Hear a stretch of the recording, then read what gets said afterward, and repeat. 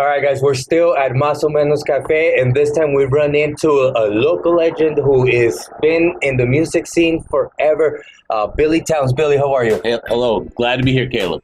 Billy, you realize that we've known each other for 20 years now. About 20 years, since the early 2000s and everything, and we've been through a lot. I've seen you go through a lot. We had a lot of fun, too. Yes, we did. Yes, we did. And Billy, back in that day, you were starting out with the Border Lords franchise. Mm-hmm. We are now about ready to start the third one. We have Mark Love, the executive producer, and I, the director.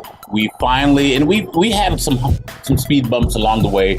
But over the last few weeks, we were talking and we're getting into the planning of starting Border Lords 3, the production for Border Lords 3, and we're excited. We really are. We got our script together. We're going to have our casting in July 20th, actually.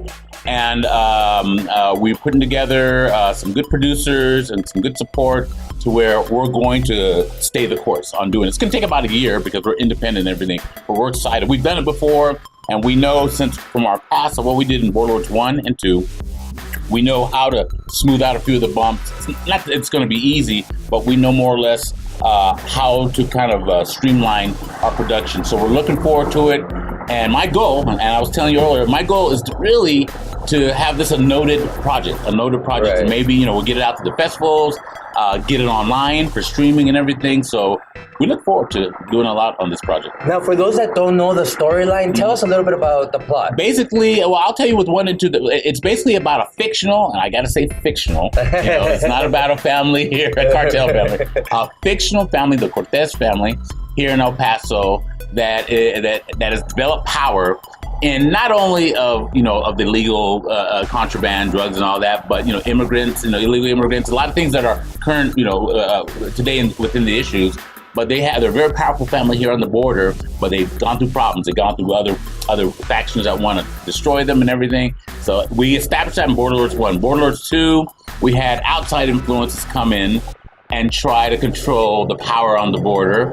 And, if you watch Border Lords 2, they kind of defied that, and other powers came. My family can do to help. It's like the cops know our every move. You did not want to do this! That's why I've got my 2 best agents on this case. Now, where does our government get such stunning agents? We're gonna put them away. We can't let this one get away. I know. If we go to war, it could bring down the family. Este es un tiempo muy peligroso para la familia.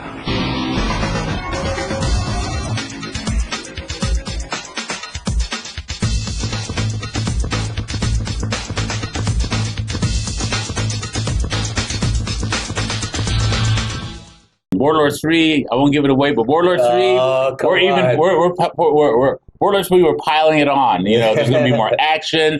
There's going to be more subterfuge within the plots and everything. And I think we're going to have more dynamic characters in the film to where it's going to create a lot of compelling issues and compelling storylines to where, it's a full-length feature.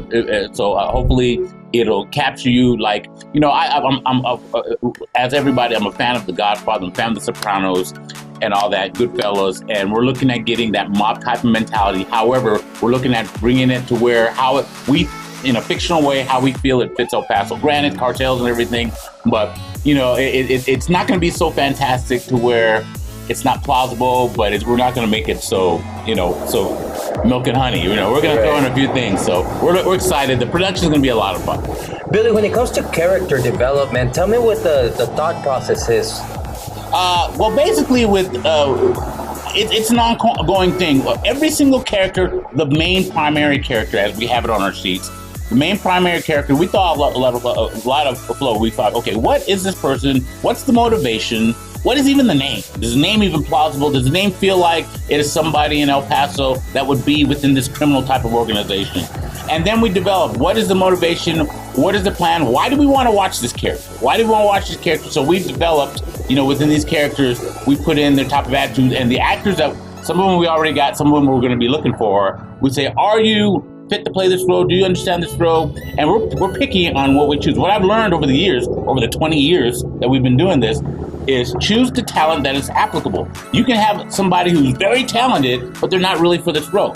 And and of course the reverse is true. If somebody's not talented, they got that. We got to get somebody who makes the right fit, because we've learned over from the feedback we've gotten, these characters were perfect. These characters were no good. These like that. So we're trying to make sure we get the character that fits the role, and they know exactly what the motivation, exactly what the character is all about.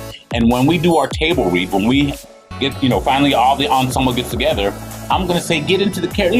Like any pro would get into it. Let's see what you can project on film. Right. And let's see what we can develop. And when every single character, primary character we have at least a paragraph to show the actor, that's what we're all about. That's what I'm looking for. What can you give me? And even they can improvise. I'm not, it doesn't have to be this way or my way. What do you think? What's your skill level? How can you improvise on everything and show me what you got and make it work in harmony or in sync with all the other ensemble casts?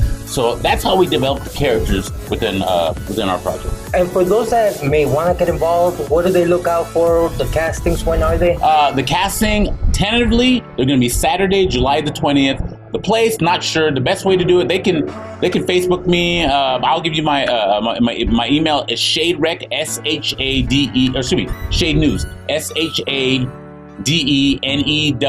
Shade News at AOL.com. It's an old email, but it worked. And they can find out, and then that's where we'll tell people. But we're looking at July 20th, Saturday, July 20th, somewhere, probably on the east side.